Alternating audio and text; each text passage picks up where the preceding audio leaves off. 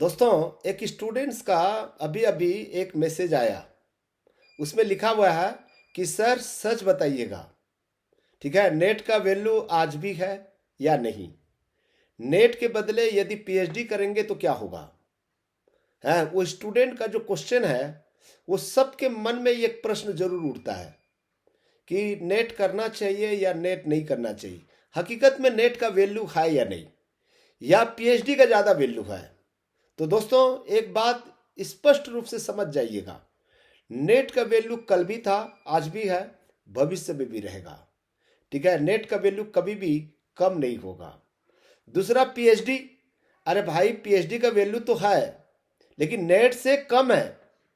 क्यों मैं कह रहा हूं, देखिए, पीएचडी करने के लिए आपको कम से कम 4 साल 5 साल चाहिए, और आज के डेट में पीजी कर लिए और नेट क्वालिफाई हो गया और तत्काल ही आपको गेस्ट फैकल्टी की नौकरी मिल जाएगी। ठीक है, 40 से 50 हज़ार रुपया अर्निंग करना स्टार्ट कर देंगे।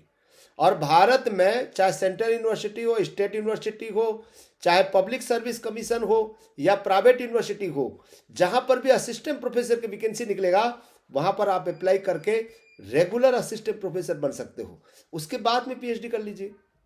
यदि नेट क्वालिफाई नहीं हो और केवल पीएचडी करके आप असिस्टेंट प्रोफेसर बनना चाहते हो, तो देखो, पीएचडी करने के लिए एंट्रेंस टेस्ट देना पड़ेगा।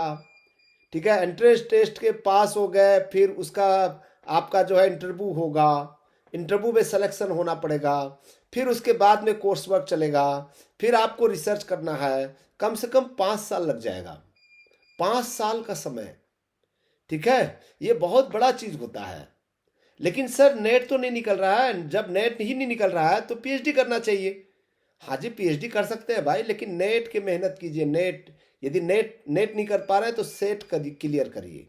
नेट क्लियर करेंगे तो मैं एक चीज़ और बता रहा हूँ, हमारे बहुत सारे स्टूडेंट हैं जो पीएचडी किया हुआ है, ठीक है, लेकिन नेट नहीं किया हुआ है।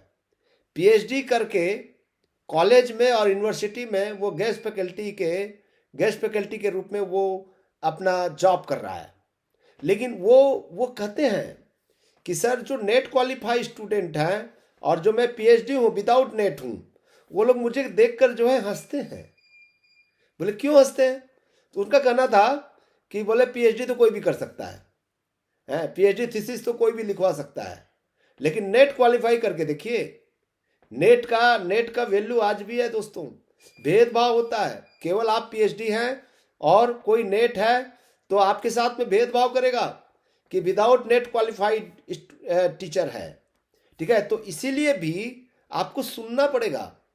ठीक है, और मैं एक चीज देखा हूं, जो नेट क्वालिफाई हैं उनके जो टीचिंग मेथड है, जो तरीका है, स्टाइल है, वो डिफरेंट है दूसरे से, है, और हकीकत में ये है। ठीक है, तो इसीलिए मैं कहता हूं कि आप नेट के वैल्यू को समझिए। ठीक है, ओनली पीएचडी होगा। आप इंटरव्यू बोर्ड में जाएंगे असिस्टेंट प्रोफेसर की, तो उस समय कहेगा नेट क्वालिफाई नहीं है आप, कहेगा नहीं सर केवल आप पीएचडी हैं। जी सर हम केवल पीएचडी हैं। तो कहेगा यहाँ तो जेआरएफ वाले भी हैं, नेट वाले भी हैं, पीएचडी वाले भी हैं। आजकल कई स्टूडेंट नेट, जेआरएफ और पीएचडी दोनों मिल जाएंगी। तब ऐसे स्थिति में आपका नेट नहीं होगा ना तो प्रॉब्लम हो जाएगा। आप पीएचडी भी कर सकते हैं नेट के साथ साथ, नेट क्लियर करके पीएचडी करिए ना, जेआरएफ करके पीएचडी करिए, आपको बहुत जल्दी नौकरी मिलेगा। असिस्टेंट प्रोफेसर बनने की 100% संभावना है। ठीक है दोस्तों, आपका कंफ्यूजन दूर हो